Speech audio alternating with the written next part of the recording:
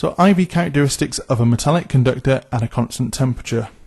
A metal will obey Ohm's law as long as the metal is kept at a constant temperature. Heating the metal would change the resistance of the material and affect the gradient. So here on the graph you can see, well, we've got current on the y-axis and potential difference along the x-axis, and the steeper the gradient, the lower the resistance of the material. IV characteristics of a semiconductor diode.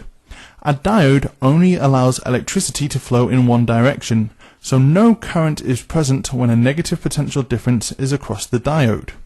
So again, in our current potential difference graph, we can see that there's absolutely no current when the potential difference is in the opposite direction to the direction of the diode, because it's effectively blocked.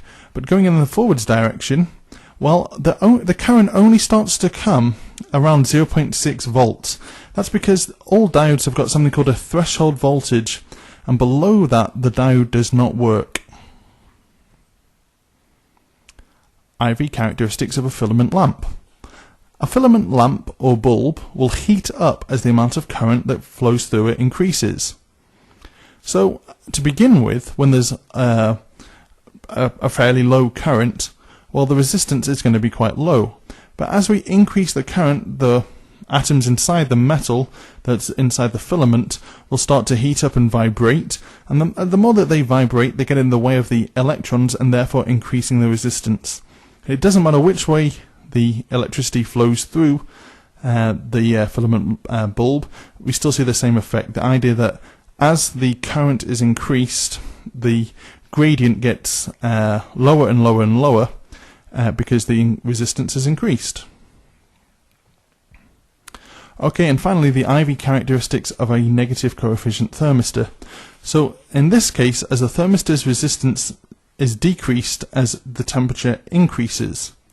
So this time it's the opposite to the filament bulb, that we'll start off with a high resistance, so the gradient of our graph around where the potential difference is around 0 is actually quite low, so therefore representing a very high resistance.